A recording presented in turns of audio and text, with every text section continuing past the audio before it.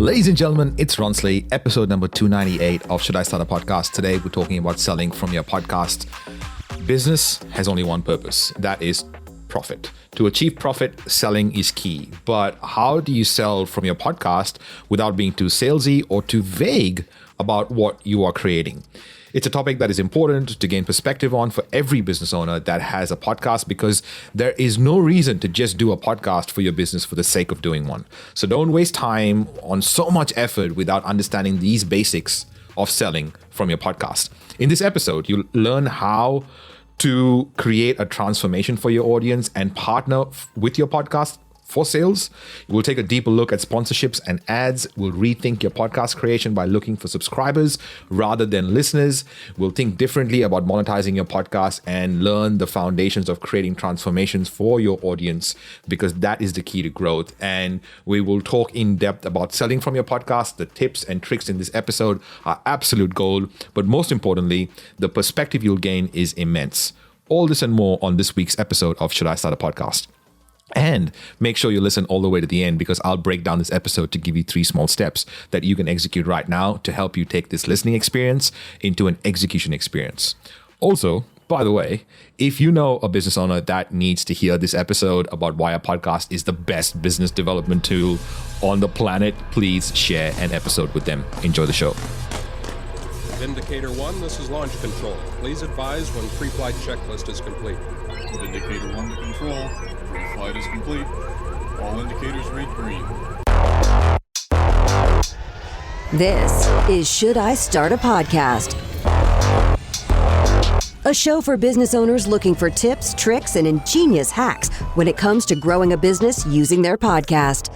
This is your host, Ronsley. He's interviewed more than 1,400 people and has been listened to over 5 million times in 133 countries. A TED speaker, author, and a podcast purist who believes that we can use our voices to grow our business and our influence. You know, because every conversion in any business always happens in a conversation. And now, Ronsley.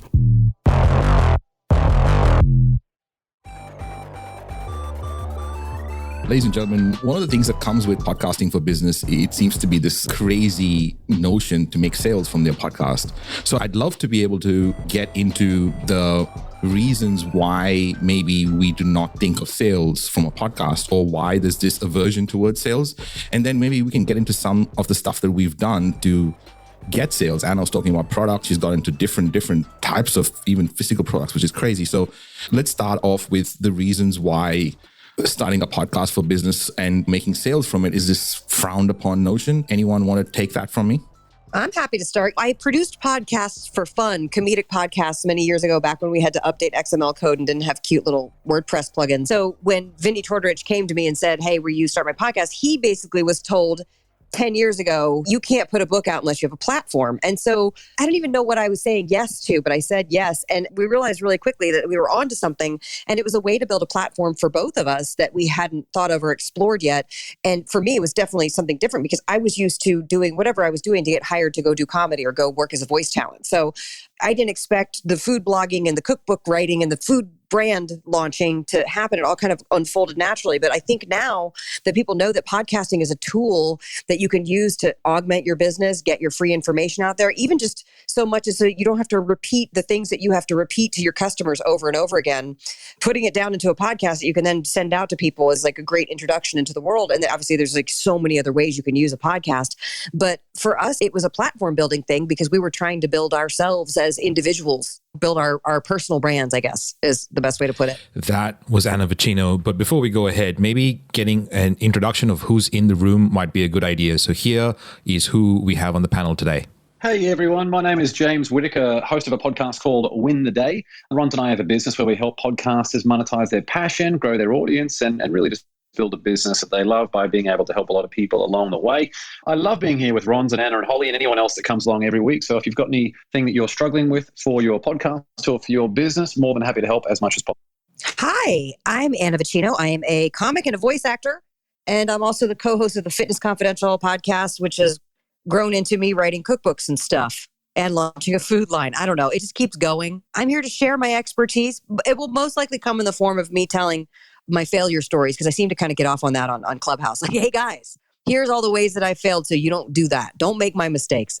I'm looking forward to it. Thanks. Hi, everybody. I'm Holly Shannon. I am a podcaster. Culture Factor is my show, and I'm the author of Zero to Podcast. I'm also recently working with Yap Media on a few projects. I'm pretty excited about that as well. But I started my podcast by myself, so I'm the type of person that could be pretty scrappy about putting it all together. So feel free to ask me any questions, and I'll look forward to helping you. Thank you. Hello. Hi. Good evening, good morning, good night, wherever everybody is. So I'm Sophia. I'm a serial tech entrepreneur. And the company I spend most of my time on is Tech for Non-Techies. And we teach smart, non-technical professionals what they need to know about technology in order to build businesses, invest in them, or innovate in their careers. And I've taught at London Business School and University of Texas and various other fancy places. And the Tech for Non-Techies podcast has been a really big part of my business and has been a great way to build my network during the pandemic when we've all been stuck to our screens. Great. Now, here's James and the regularly scheduled program. Yeah, I love that, Anna. I think for people who first start off with their podcast and they get so carried away trying to do every single aspect of the podcast process themselves, and if they had that proper intent around the impact they would want to have, then it would lead to things like sales and a focus on sales and having more intent about those things that you want to include on an ongoing basis. And when you're doing that and you have that awareness, I think it's very, very valuable. Whereas most people, they get stuck on that podcast hamster wheel of trying to do everything themselves, and they're just so busy pushing out content that they forget the transformation cannot occur unless there is some type of transaction, like real ongoing sustainable transformation. So incorporating some type of sale event or seeding a sale event, that's what enables the transaction to occur, which leads to that transformation, which goes right back to that impact that you want to have. So I think anyone who is thinking about starting a podcast or who has a podcast, having the impact and then the intent around that is very, very valuable. I was going to say that it is such a great way, podcasting is such a great way to build the know, like, and trust factor. So I've got some research in front of me. So podcast listeners, apparently, according to this research by a company called Edison, 54% of podcast listeners are more likely to consider buying a product. So whether it's 54% or 64% doesn't necessarily matter. But I do think that once you start listening to somebody and you listen to them once a week, you get to know them and you get to know what they're like, and you kind of feel like they're your friend. And so when they do say, and here is an offer, it actually, and it's done badly, it doesn't feel salesy. It's more like, there's somebody you like and they're already telling you, look, I'm doing this thing. Do you want to be part of this thing? And sure, of course, not everybody says yes, but at least even as a podcaster making the offer, you don't feel sleazy or salesy. At least I don't. Yeah, it's interesting. When I think of what you were saying, James, about transformation, I think there's a nuance to the whole sale process if you look at it from partnerships as opposed to making sales. I think when we head into those types of relationships and seeing how we can either support our audience with something really valuable, or the sale could become a partnership or some type of relationship over and above just checking out at the register. Podcast is so powerful in that regard. Yes. You're talking about the different brands working with people and people also wanting to know who you are. And Vinny and I, our audience is definitely very familiar with who we are because we leave a lot of stuff out there. We put it all out there pretty much. And for instance, we've done meetups and I've had many experiences. There's lots of hugging and touching and happiness and joy of meeting people because they hear my voice all the time and they hear my stories and they feel like they know me. And that's a good thing. One time this lady, she took the lip gloss. I was putting she's like, can I get a picture? And I was like, yeah, let me put on my lip gloss. And I was putting it on and then she took it out of my hand. She says, oh, I need lip gloss too. And she took it out of my hand and put lip gloss on her lips. And I was like, oh man, we've really crossed the line, haven't we? And I threw out the lip gloss when she wasn't looking. But it is an interesting thing how you can develop that kind of relationship. And then you're talking about the brands and the sponsorships. We've had some sponsors for one sponsor for almost the entirety of our podcast. And it was very early on when Vinny and I realized we're going to do our ads the way that we're going to do our ads. And so the whole reason you get into podcasting is so you can say what you have to say without that kind of filter or having to say the thing. And so we're going to be honest about stuff and we might use cuss words or we might make sexual overtones because that's what kind of things that we do sometimes on the podcast. It's a fitness podcast. It's a health podcast. We go there about bodies. And so it is interesting to think about how people really do get to know you, but also how the brands want to show up and how maybe brands, I think, that are willing to go in that direction, not like in the sense of like, hey, at least we're being talked about, but in the sense that like, oh, we're a part of an everyday life of people who you like to listen to.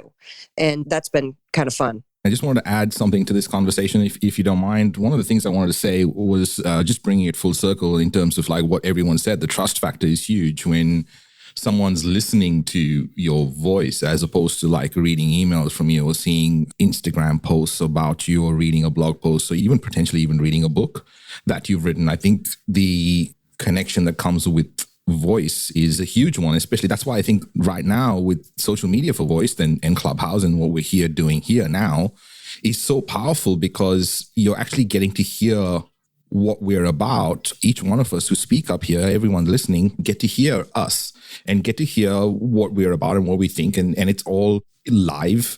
There's no filter. There's no made up. There's nothing. It's just, this is us. So I think that translates into podcasting really well. And I think that the ability to be able to build that know, like, and trust. And by the way, Sophia Edison is like probably the master researcher in these fields. So they've been putting out this kind of data for ages, and that 54% is quite significant. But yeah, Sudarshan, would love to hear your voice. Good to have you here. Thank you, Ron. So good afternoon, good evening, everyone. My name is Sudarshan, and I'm the technology space. So my question, I believe, resonates with the thought which Anna was sharing. So my question is on overall the quality of the podcast. Majorly, I'm referring to the ones which are on Spotify. So last few weeks, I have been exploring based upon my interest, and I see two different patterns. The one which are like of extreme quality. When I hear Naval on Spotify, for 5 minutes, I have to think maybe 25 minutes what he's trying to connect to because he's 360 degree. He talks about technology. At the same time, one piece connects to philosophy, and it takes me considerable time to connect to that. And I really enjoy that. That's number one. Number two, there are certain podcasts where I find a bit of factual mistake, maybe sentence grammatical mistakes, maybe things are off the topic, which was not envisioned in the podcast probably. So I feel there should be a kind of quality check or quality control, or maybe there should be a gatekeeper. So from experts like you on the call, I wanted to understand that how do you determine when and where should be a gatekeeper to check the quality what goes onto the bigger audience that is 8 billion people? Oh, what a great question. And so well put. Any other panelists want to take that? Well, I can give it a go because I was literally just thinking about business models. So the moment you have curation, that means you have to have very smart, educated people who do the curating, which means that you have to pay them. So if you have to pay them, that means you need to get revenue from somewhere. In general, advertising rates are not that high anymore because mainly of the Facebook and Google duopoly. So that means that it's probably going to be some kind of subscription business. And this is what happens in newspapers. You know, the New York Times, the Financial Times, they are not a cheap ticket when you can get just standard news for free. But for example, I still subscribe to the Financial Times because the curation and the editors, they matter, but they're very smart people and they get paid a lot. So when you're talking about curation, Sudarshan, it's a question of, are you basically going to pay for the curation to happen? Because if you're not going to pay for the curation to happen, I don't see why it would happen. Like I can't see the economic imperative for that to happen. And speaking of subscription podcasts, that's actually a rising trend. So Apple have been investing in the technology for that. There are now more and more podcasts coming out on Apple. So I know you mentioned Spotify, but there are also other platforms where you can have a paid subscribers only podcast. And yes, those things do get curated. But Spotify as a platform, as a whole entire platform, I would assume you would only be able to get curation if you start paying a subscription fee. But these are my assumptions. I don't know if anybody else on our brilliant panel today has anything else to share on the topic. Interesting. I thought Anna would have a pet peeve about how there's different podcasts out there that sound really amateurish. Actually, James might.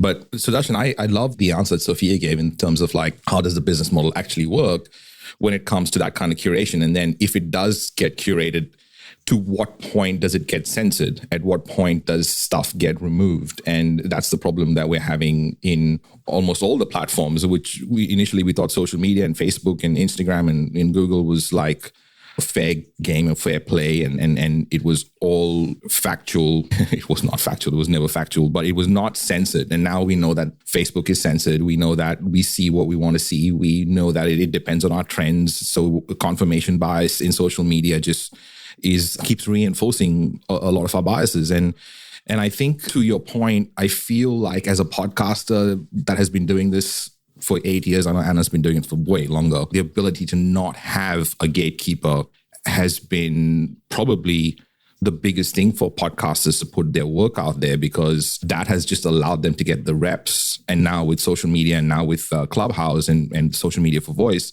we can have these reps or these repetitions of using our voice and talking about stuff and having the conversation here live. But before this, there was no way to do that. So the ability to have no gatekeeper, I think, allowed a whole bunch of different podcasters to bloom. I wonder if the panelists have anything to say to that.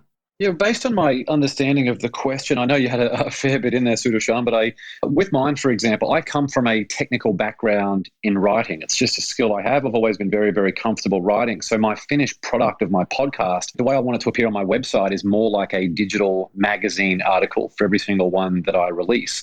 Now, you could outsource that, but it would be expensive, potentially expensive to do to get something like that. Whereas for me, it's just something that I'm good at. So I think if there are things in your wheelhouse that you can be meticulous about that get a great final result, whether that is audio. We know a ton of people who are great at incorporating video, writing, whatever you want to do to do that. I think you just got to do something that does justice to the type of finished product that you have out there, because that product speaks to your brand. And if it's a poor representation of what you've got out of there, and I think all of us up here think about podcasts we've heard where the first 3 seconds you're like, oh, wow, like I just can't imagine myself listening to that full episode.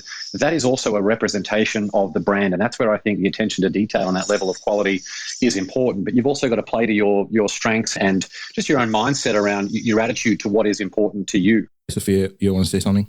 Well, I was just going to say that I do think that there is also an impetus on the readers and the listeners, basically us as content consumers, to also use our brains and to essentially be discerning. So if you're reading a newspaper that has a good reputation, then you can be more trusting. But again, if it's a podcast by somebody you've never heard before, or it's a blog post written by somebody who hasn't been recommended to you, then be skeptical, get to know them. And it is possible that the whole point of kind of the internet, it has given us a lot of opportunity, but it's also given a lot of opportunity to people who don't know what they're talking about to essentially create fake news. And that does happen. And I think the kind of the genie has now escaped the bottle. That's the saying. So this stuff now does happen. So I do think that we need to be careful and essentially not necessarily believe everything we read or we hear unless it's from a reputable source. I just wanted to thank you, Ron, and thanks everyone for sharing your perspective. It was really helpful and insightful. Thanks so much again. Hey, this is Elizabeth McIntyre. I'm the CEO of Think Brick Australia, host of our podcast, and leader of Amazing Humans. I'm on the inside of We Are Podcast members, or as we like to call it, the Whamily. If you are thinking about growing that business using your podcast and your online presence, come join us on the inside. I would love to meet you. James and Ronsley coach us to get those recurring results in our business. If you want that roadmap, which we all follow to get those recurring results, you can download it at roadmap.wearepodcast.com. Now, back to the show.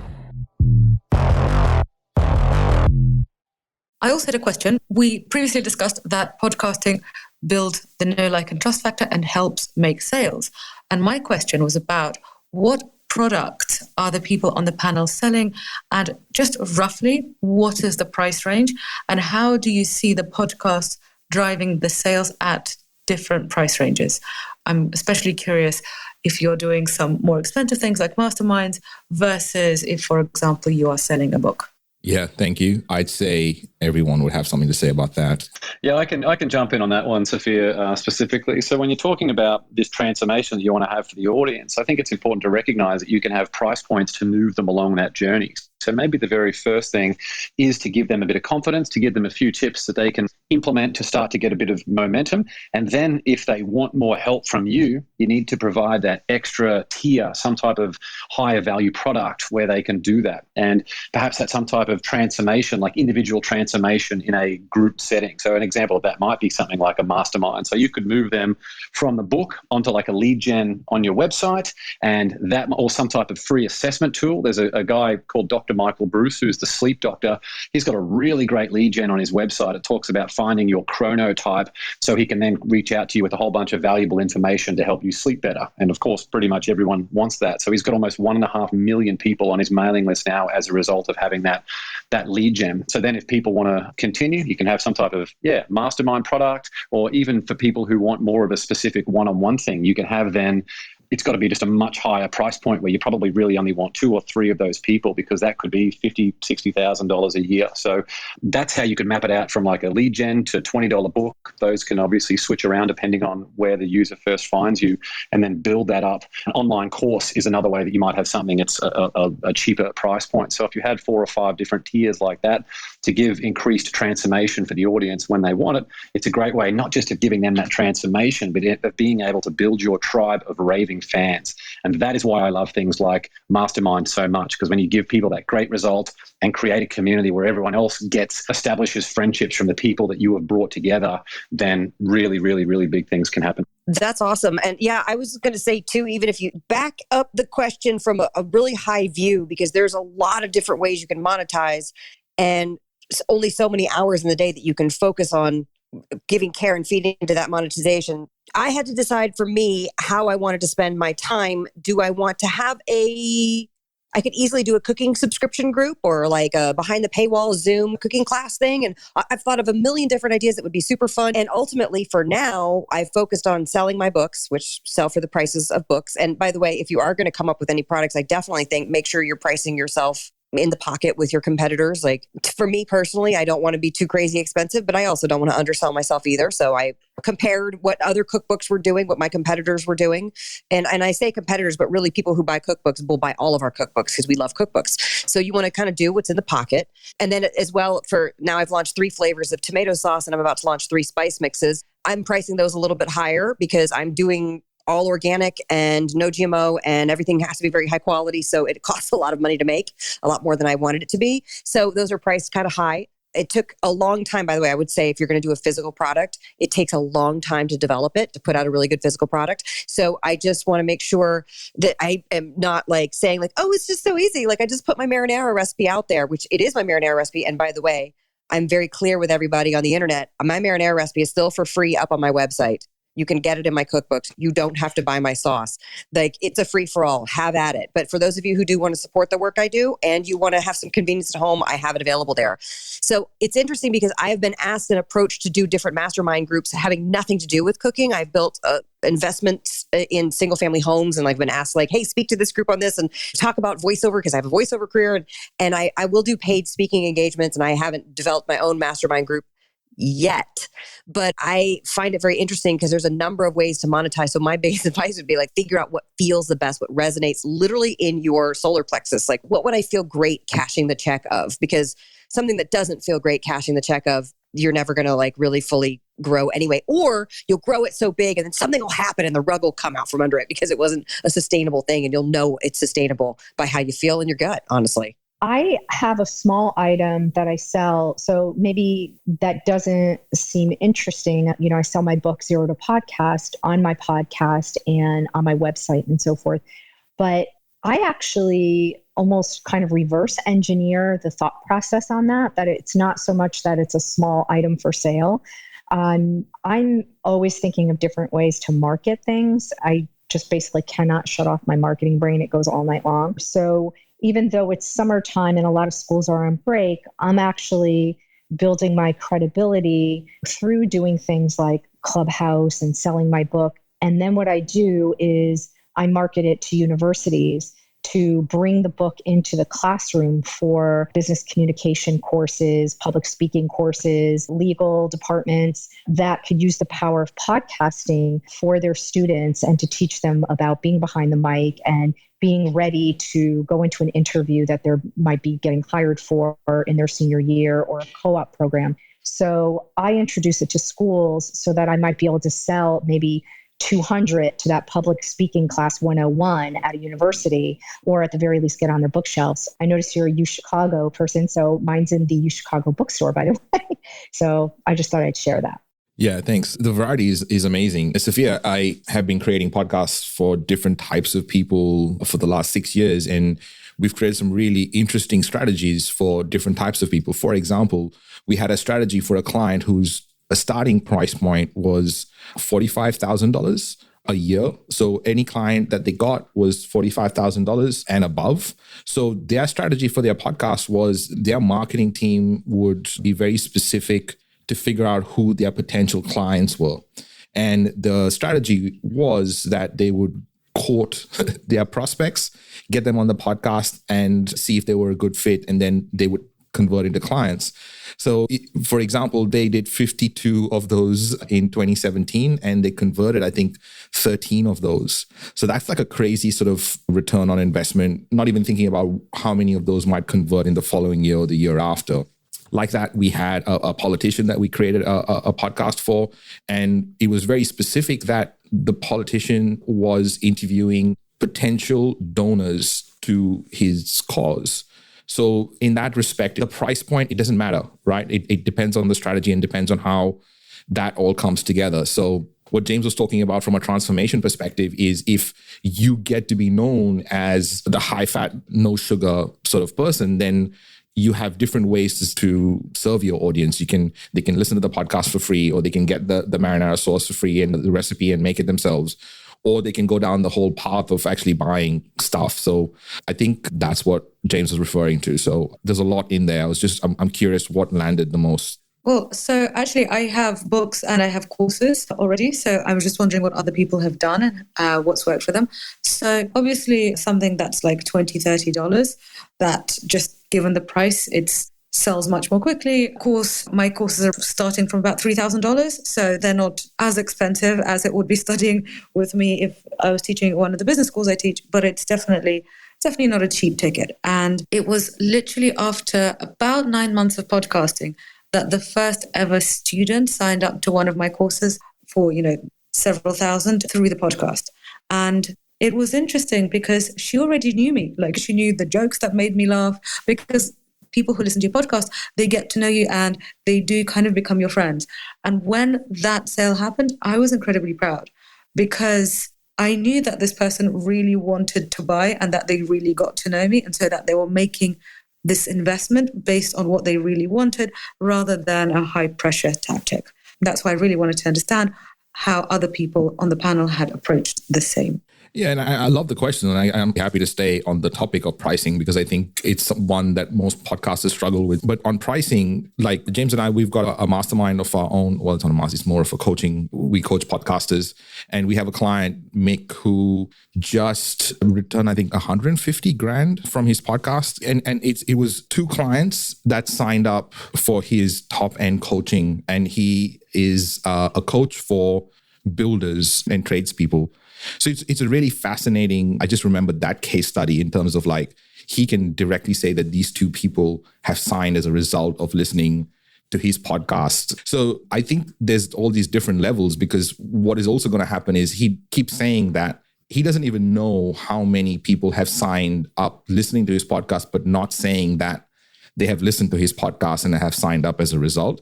But these 2 people said that they were like avid listeners of his podcast. So that's why they were signing up. And that's a crazy return on investment. I think he might be 20 episodes in, if I'm correct, or maybe 30 episodes. James, do you know? Yeah, I'm not sure, but I know certainly if the goal is to monetize, we hear people talking about how many followers and things that they want. But the truth is, you don't want to have 10,000 people who don't really care about you. It's much more valuable to have 10 people who are a perfect fit for what you're doing. So he has a really great straight line for his podcast. So he tries to provide really specific, actionable value for a audience that have a very real problem. He's not trying to solve a problem that Mick thinks exists. He's solving a problem that actually exists for a very specific audience. And then he leads them through to a whole bunch of things that ends with a very high ticket product. And if you're comparing that to someone who's selling widgets for $1 or has a whole heap of complexity in what they're doing, it's very, very different. So Mick's got it dialed in, and you just need the right people on your podcast rather than, it's a bit like followers on social media. What's the point of having 1 million followers on it if no one cares? You need to make sure that you have the right people on there. So especially if you can provide them more value and help lead them to a transformation that they really want to have, or help them solve a problem that's very urgent for them. I think that's great too about solving the problem, because technically I'm in the the weight loss space and I'm providing recipes for people to make that are free from processed sugars and grains. Okay, that's fine. But after doing this for the better part of 10 years, I now realize that the people who find my work are ready to make a change. So you could be a little argument of like, well, there's 700 million people in the United States. And if over 60% of them are overweight or obese, that means I have a pretty big audience. And it's like, well, not really if people aren't ready for your message. And so really kind of dialing that all in and realizing like not everybody's really ready to hear the answer. So I know we're talking about pricing. I'm going to get back to that. But it made me think about that and how much I've learned because I've gotten frustrated. Like, why hasn't it grown faster? Why is it, that thing that you do when you're like, I'm doing such great shit. Where's the people? And knowing that they come when they're ready to come, and they do. And then you want those people who are so ready that they're all in. And then the responsibility I feel is on me because I'm not gonna rob people or rip them off or sell them something they don't need. I'm always going to sell stuff to people that I feel that is going to be beneficial to them. And that's just kind of where we all have those ethics, just within us, that inner thing. And as far as pricing too and again, everything's different and everything's different for everybody. I always say, oh, my time is so valuable, right? My time is so valuable. But the truth is there is stuff that I'm happy to do for free. And Clubhouse is one of them. And I have no problem with that. And I do my weekly Clubhouses and I host other Clubhouses because I enjoy that interaction so much. I don't care if I get paid for it. But there's other products, I guess you could say, that I offer and consults where there definitely is a price. And I always say, especially with consults and stuff that's going to take your one-on-one focus, think about what that price is for yourself. You can always lower your price, but I always say start at the higher end. The market will tell you, first of all, if nobody books anything with you, you can always lower it. But there is what I call the pain in the ass factor. Like there's a part of you that's like, I would do this for free because it's not a pain in the ass and I just love doing it. And there's other things where it's like, it's not a horrible pain in the ass, but it is a lot of focus to just focus on one person for me and do a consult and make sure, because I want to make sure they're really well served and everything's really growing for them and popping. And then they get my undivided attention. That's going to cost a lot more money. That just is. So, and that's me and that's how I operate. But I just want to throw that out there for pricing. Again, I don't know. I guess I'm coming back. I'm in a woo-woo kind of mood because I keep coming back to the use your gut for pricing. Yeah, I mean, there's also a really important point there about pricing and audience, Anna, because you could have, and again, going back to James's point about having all the followers, you could have like this great audience or number of audience, but it could not be the people that are looking to make the change. It could be the people that are just looking for entertainment. And if they're looking to just be entertained and consume your content, then the chances of them going on to the next step is there's a real problem for business owners and entrepreneurs when it comes to offering that transformation to the right people. And we want to help everyone in the sense that we know that everyone can use the stuff that we're trying to sell, but the lowest hanging fruit is probably the best way to go about that, because there are people that actually want the transformation. And if the call to action in the podcast isn't specific to those people, then you could have the biggest audience in the world and it just would not translate and it will be extremely frustrating. And we know of people, James and I know of people who are extremely frustrated by having an audience, but also they're extremely not self-aware. And they would say things like, I'm doing everything I can, or I just have to keep grinding. And you're like, okay, that's like putting your finger in a socket, getting a shock and doing it again, expecting it not to happen. It's extremely weird, but it's one of those defense mechanisms that we come up against, kind of go, but I have the audience. So that's a really important point about specific audience from a pricing perspective for your podcast. Well, I've actually found that my audience becoming more diverse than what I originally expected has actually taken my business in a different direction and added a new part to it. So the original audience were non-technical founders, so people who don't have technical backgrounds but want to build tech-enabled businesses, because that's what I did in my first company. And then I just started hearing from people who were listening to the podcast but had no intention of becoming founders. So for example, there were some investors that were listening, but that made sense because that's the other side of the coin. But what really struck me was when I spoke to somebody who actually I knew, not very well, but I knew, who is an investor in a large fund that invests in publicly traded equities. And he was listening to my podcast and he told me that he actually listens to the podcast and then he gets those technology insights and he uses them to essentially make trading and investment decisions. And I thought, hang on a second. So I'm putting out this free podcast and this guy's making millions from what I'm saying. Okay, I'm very proud, but I want a little bit of that, right? And that's when I thought, okay, the founder stuff, that's great and I love doing it. But essentially, if this stuff is useful to people who are in large fund management organizations, why not take the founders' content that I've created and essentially still keep that, but then also have another version for people who are also looking at technology companies, but at a much, much bigger level. And that's essentially what I'm focusing on now. And so there are now 2 products. There is a product for the founders, and now there is a product for the corporates. And I would say that it was really the conversations that I began having with podcast listeners that I started seeing, okay, who's actually reading my emails? And then I started seeing that not everybody who's buying the courses actually intended to use them to start companies. They wanted to do other things with this knowledge. So I do think that sometimes your audience takes you somewhere where you otherwise wouldn't have necessarily gone yourself. Huge. All right, team, we're going to land this plane. Thank you, everyone, for being here. Thank you, everyone, for playing. I know a lot of people have been here since the start, so I appreciate you. James, Anna, Holly, regular suspects, amazing to have you here. Sophia, you're an absolute legend. Please join us at the same time next week. We'd love to have you as part of the panel. We love having these discussions around podcasting, so please join us. Thank you, team, for being here. I really, really appreciate you and your time and your expertise. You're all awesome. Thank you. All right. I hope you love the show. And here are 3 small steps that you can do right now to help you sell from your podcast. Number 1, 20 minutes on the clock. Write down what is the overall goal of your podcast. Overall goal-wise, make a list of what you'd like to achieve. What are the sub-goals that come as part of that? Take your time to imagine what is possible for you and your business. 20 minutes is not long. Number 2, sort these goals out. What are the goals that become priority? The top 3 of these become key. So sort them on impact and effort. What kind of impact will these goals achieve for you once they're done? And what kind of effort do you need to put in to achieve those goals? So sort these goals out. And number 3, next to the top 3 goals, write down a list of steps that you can take right now to get you closer to those goals. What you pick as your strategies to grow will depend on where you're at in your business. So pick the right strategy for where you're at. These 3 small steps, if you execute, irrespective of where you're at in your business and podcasting journey, will make a huge impact on you making your podcast more profitable and more impactful. If this is the first episode you've listened to all the way to the end, or if you are a regular, thank you. I love that you're here. Check out our back catalog on shouldistartapodcast.com. Subscribe to the show and give me a rating and review. I really, really would love that because it helps us get found more.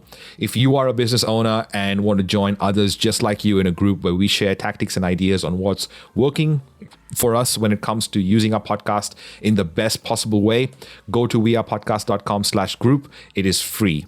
And this year, We Are Podcast 2022 is happening for the 7th annual time. For more information, go to wearepodcast.com/group. You'll hear all the latest updates, and stay tuned next week when we are going to cover a coaching call that I had with an amazing business owner called Tash. We cover lots of things, including her podcast to grow her business and how she can charge for what she's worth. So don't forget to subscribe to the show to get that episode as soon as it gets released. Until then, much love. All right. So you still till the end.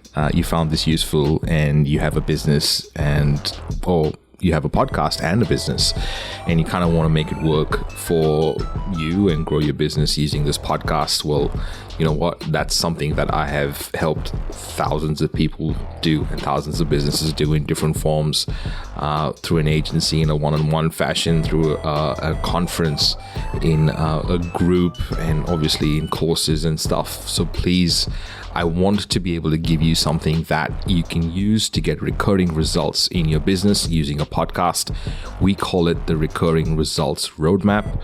It is years of putting this in practice. It is the blueprint to get results and recurring results using your podcast. If you'd like that, send me a message, ronsley@gmail.com. I want to hear from you. I want to hear your voice, or want to hear from you. So if you've listened to this and you want that roadmap, please send me an email, ronsley@gmail.com.